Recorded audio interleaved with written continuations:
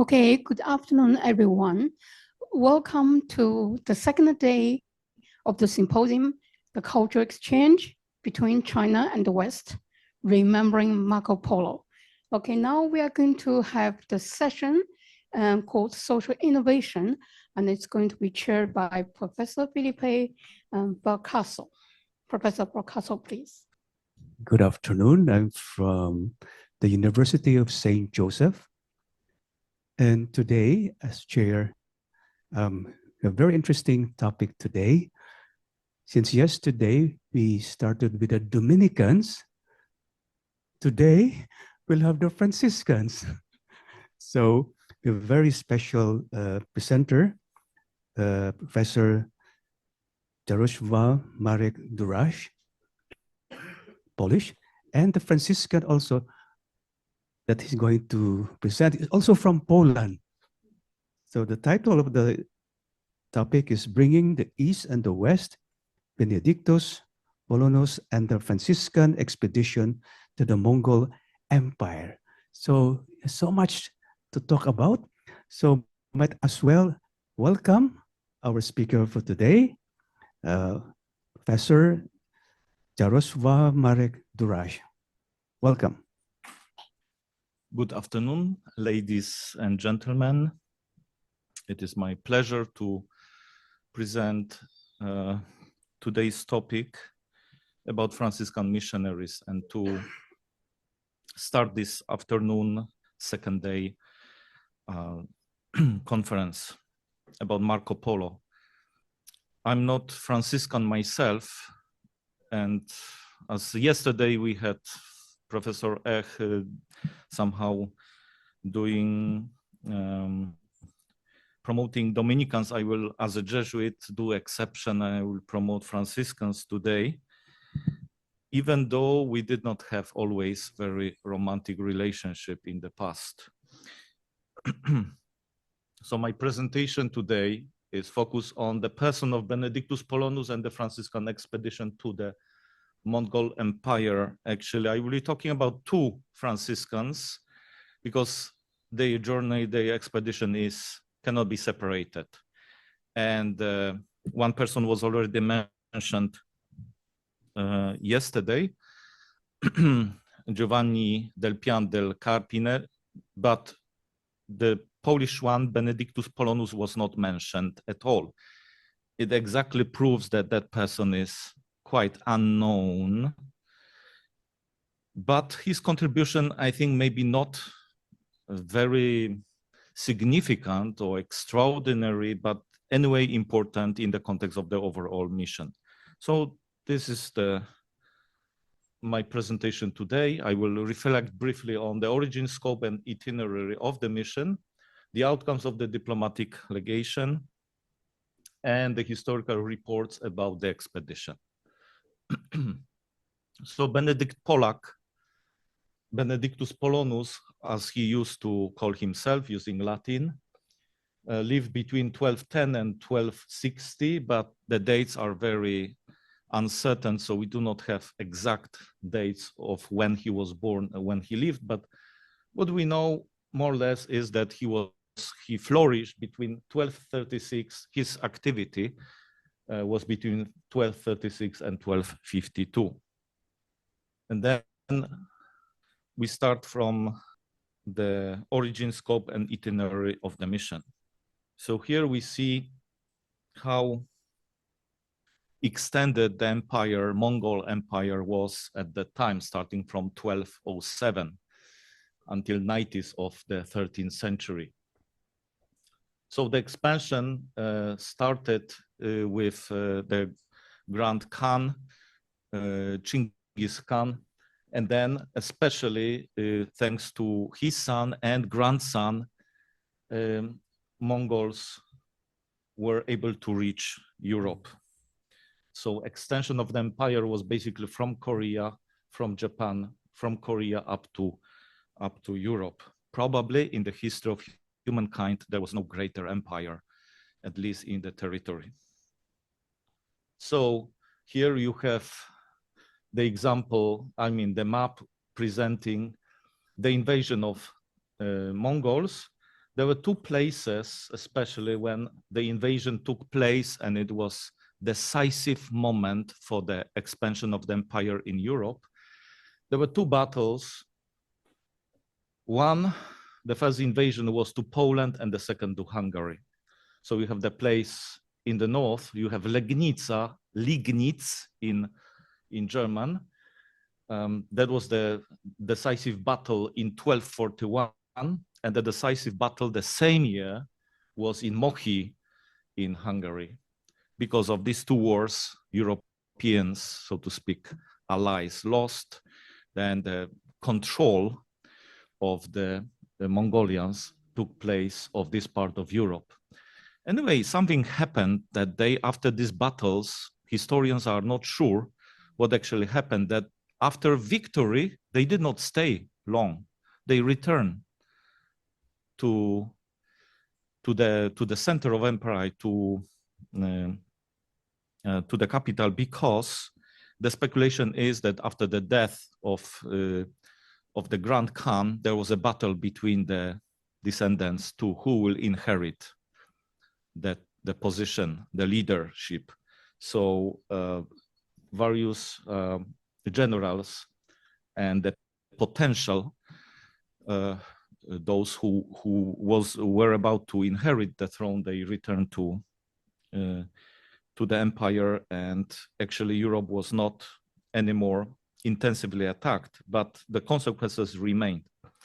So this is the picture of the so-called Tartars or Mongols, that the names are interchangeable in the history, although the Mongols would not be happy if you call them Tartars, because actually they claim that they were conquered. They were defeated in 1203. This is the Battle of Legnica, Bitwa pod Legnicą in Polish, also known as the Battle of Liegnitz, on 9th of April, 1241. So Benedictus Polonus lived in the time of this invasion, and he was exactly experiencing that because he was very close to very close to Wrocław, Breslavia, and Liegnitz is quite close to Wrocław. So actually he witnessed by himself the consequences of this invasion, Mongol invasion. And one of the things that remained after Mongols was something that we use until today, and I am sure that not many of you could enjoy that, and definitely not vegetarians. Okay, so this is something that the dish that we call in Poland, one of the preferable dishes is bewsztyk tatarski, stick tartar. Is exactly the food that somehow was somehow promoted in Poland after Tatar invasion. I will not enter into details how it was prepared by Tartars themselves, but I hope today for our dinner we will not have this on the menu. Okay, to be more serious now, the time, the context, a little bit context of the Holy See. The Pope at the time was Innocent IV, Innocentius Quartus, who lived between 1195 and 1254. Quite interesting personality, but also a little bit controversial, because he was known for actually publishing a bull that for the first time probably in the history allowed the torture of the unbelievers, of the heretics. So if somebody was considered a heretic, could be tortured in order to change his conviction or whatever. So that was quite controversial. And anyway, for our history, it's important to know that he was preoccupied of the situation in Europe at the time, and he resided in Lyon in France because of the political struggles in Italy, today's Italy at the time, in the Roman Empire. He was afraid that Frederick II, who was the king of Sicily, will actually take over control and influence he will dethrone him from the position of the Pope. So he escaped he escaped from Vatican, from Rome, and went to Lyon. That was the residence of the popes for some time.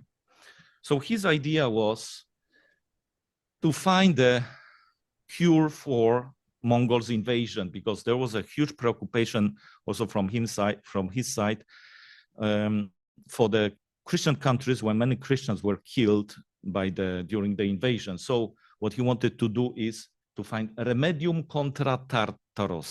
Okay, that was his plan, solution against the Tartars. And then he sent the emissaries, missionaries. The first, it was the Dominican group. Okay, 2 friars went to Mongols, but it was not very successful, in a sense that they went, they returned without much results. They did not, I'm not sure, there might be some documents about this, but I'm not sure. And the second group, there were Franciscans. So I'm going to talk about these 2 Franciscans, 2 friars who went to the Mongol Empire, and this visit, this expedition was very important. First one was Giovanni da Pian del Carpine. He lived between 1185 and 1252. He was a very important Franciscan missionary, legate, and known to Innocent IV for his political skills, because he worked in different countries, Spain, for example, and known to Pope. He chose him as the representative, sent him with the letter to Great Khan. But on his way, he was advised by the Czech prince and king to take a person who was very skillful in languages, so he needed a companion. So when he was traveling through Wrocław, he went to the community himself as a Franciscan. He went to the community of Franciscans and he met Benedictus, and they decided to go for this mission. We do not have historical record of Benedictus. We have some paintings of Giovanni da Pian del Carpine. About Benedictus, we do not know much. So I allow myself to use imagination of AI to create this portrayal. Okay, quite nice. I think the result is not bad. I hope he will be not unhappy to see that. So Benedictus Polonus, he's a little bit known in Poland, not so much. Some books were published about him, but there's a plate close to at the monastery where he was, when he entered, actually. So this plate is still to be found in Wrocław, mentioning his visit, and what is very important, 25 years before Marco Polo reaching today's China, part of today's China, at that time Mongol Empire. So in this sense, he is very important to be remembered, 25 years before Marco Polo. So he was a Polish Franciscan friar, traveler, explorer, and interpreter. He entered the Franciscan friary in Wrocław about 1236, and probably taken prisoner by Mongols during the invasion of Poland in 1241. So he was skillful in many languages, Latin, several languages from in today's Russia, the old Russian, and probably he also learned some Mongolian, because, as I said, some speculate that probably he was taken prisoner, so he learned in prison, but others say that no, the other way around. There were Mongols taken during the invasion of Mongols, they were taken prisoners, and he managed to learn from them some Mongolian. So that's why he was invited to participate in this expedition. So now about the expedition itself. This is one of the maps drawn regarding this expedition. The red line is the way toward the Karakorum, the Mongols Empire, and the blue one is the return trip to Lyon. Here are more specifics about the trip. So it started in Lyon, through Colonia, Köln, Prague, Wrocław, Krakow, and then to Kiev. From Kiev, they traveled to Sarai, Syra Orda, and the capital Karakorum.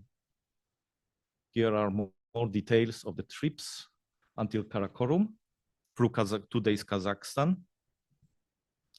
So the conditions they had to face were, of course, very severe because of cold weather, very uncomfortable conditions.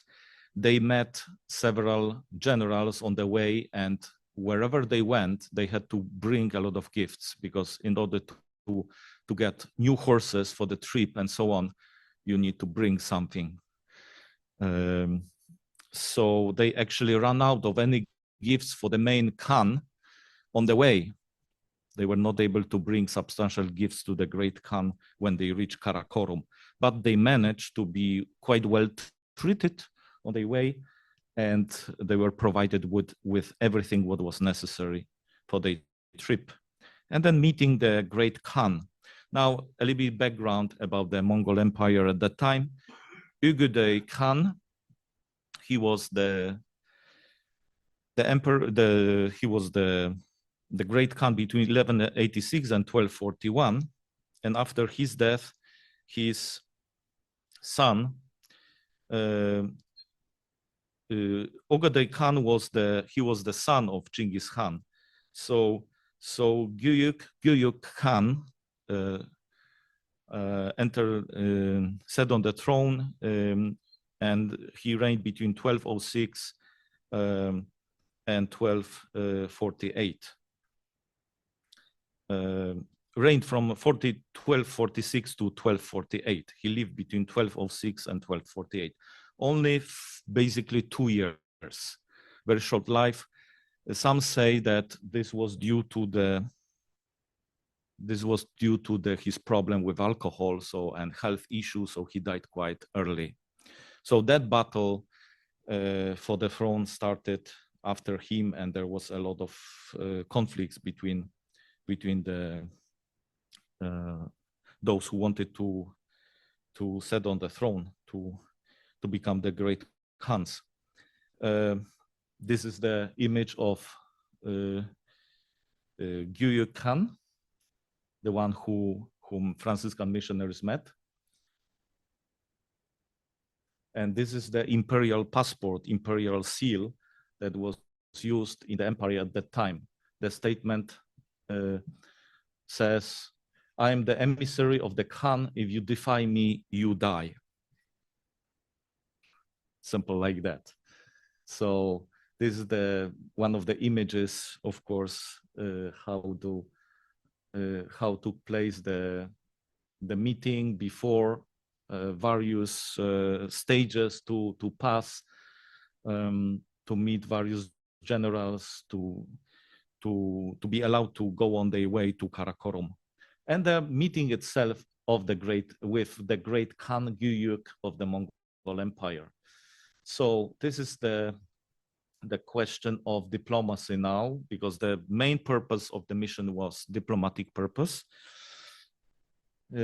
So as the result of this meeting, they delivered the letter of Pope Innocent IV, and then they received a few months later, only in November, so they had to wait almost a few months for the answer, and they took the letter written in Mongolian and then translated with the help of other translators. They took back the letter, and they traveled to Lyon during very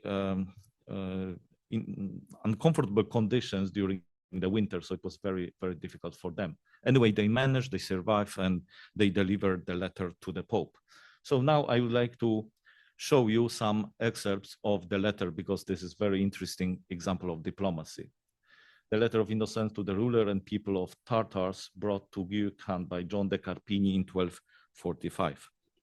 So when not only men, but also irrational animals wrote to Pope, to the Khan, and even the elements of the universe are united by a kind of alliance, like those heavenly spirits whose host, the creator of peaceful order, has distinguished with eternal constancy.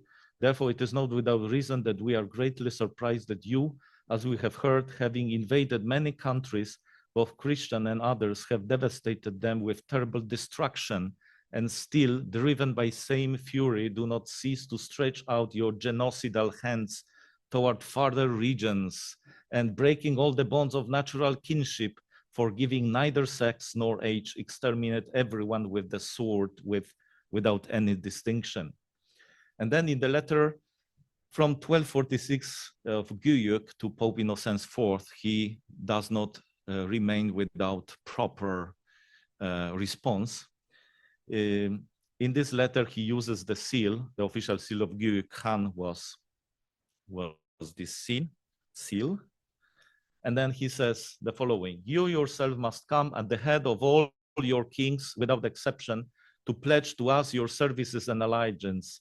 But if you would not follow God's command and disobey our instructions, we would recognize you all as our enemies. This is what we wish to tell you. If you act against that, who knows what could happen? God only knows that. So you, and he follows, you and all the Christian nations have sent me letters from a joint conference through your ambassador demanding peace with us. If then you, Pope, emperors, kings, and all the mighty rulers of your lands really desire peace, do not fail to hasten to our capital without delay, to arrange the terms of peace here and to hear our answer, and we will hear. You also say in your letter that we should be baptized and become Christians. To this we will answer you briefly that we do not understand why we should do so. And then he concludes the following. And also to your surprise, expressing your letter at the fact that we have murdered so many Christians, namely Hungarians, Poles, and Moravians, we will answer you briefly that we do not understand your surprise. But lest it seem that we wish to pass over these matters in silence, we say to you this: because they did not obey the commands of God and Genghis Khan, and because after taking ill counsel, they killed our ambassadors, therefore our God commanded their destruction and delivered them into our hands. Otherwise, if God himself had not decreed this, what could man do against man? But you, inhabitants of the West, think that you alone worship God. You know how and condemn others, and how do you know whom he deigns to bestow his grace upon? We also worship God, and with his help we will devastate the whole earth from the east to the west. For if God's help does not support man, what can man do? So this is the answer the Pope received. Very strong wording. Of course, the mission was not successful in this sense, that basically it went nowhere, only that jeopardizing the positions. Nevertheless, I think thanks to this diplomatic expedition, the Franciscan emissaries learned about the culture, religion, and traditions of the Mongol Empire, and also made some geographical discoveries, correcting and expanding European knowledge about vast territories of Asia. And I would conclude with this short historical reports about the expedition. So we have 3 documents they produced. Actually, they contributed to the origin of these documents. The first one, Historia Mongolorum. Historia Mongolorum was partially published in 1473, while the complete and genuine text was printed in 1838. This was actually the text that Del Carpine brought to as a report to the Pope. Okay, but then we have Benedictus Polonus, and here is his contribution. He wrote the Itinere Fratrum Minorum Tartaros, published in 1839. So this text was actually dictated when he was traveling through Europe, especially in Cologne, in Köln. I think he gave it either in Poland or in Köln. He, at the request of their superior Bogusław, he dictated this, his experience to one of the Franciscans, who put it on writing using also the notes that Benedictus Polonus was taking during his visit. So strictly speaking, it was written by somebody else, but he dictated all of this. And also Historia Tartarorum, published in 1965. was the text. This text was given was dictated to somebody else. The Itinere Fratum Minorum ad Tartaros, that was that text written by Benedictus Polonus himself. So Historia Tartarorum, this is a text that was composed by other Franciscan using the notes of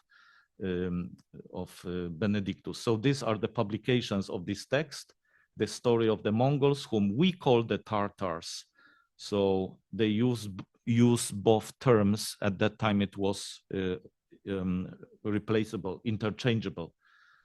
So this is the French Relation des Mongols aux Tartares, and another publication of the Historia Mongolorum of Del Pian del Carpine. And this is the text, the Itinere Fratum Minorum ad Tartaros, on the journey of the Franciscan friars to the Tartars. So there are two versions of this. One is Historia, one is the text composed by a certain De Bridia in Latin in 1247. And we have two manuscripts. One is in Lucerne, beautiful Swiss city, Lucerne Central and Universal Library. It was cataloged as early as 1959. And then we have also Yale manuscript, which was published in 1965 by Yale University scientists. It is in Beinecke collection at Yale University Library. So these are the recent visits of the Mongol. The president came and they showed to him the original letter sent to the Pope. And this is Pope's visit in Mongolia. And during that visit, Pope offered the copy of this original letter to the Pope. So this is it. Conclusion. First of all, Franciscan expedition contributed to the travels of Marco Polo in a sense that they documents provided a source of important information for Marco Polo. He consulted actually those texts. European knowledge about the Mongols and the empire became verified and extended. European knowledge about the Asia was also expanded, including probably the awareness of the existence of Japan. There was also exchange of knowledge about cultures and religions, and the documents provided some geographical data for future explorations. So thank you very much.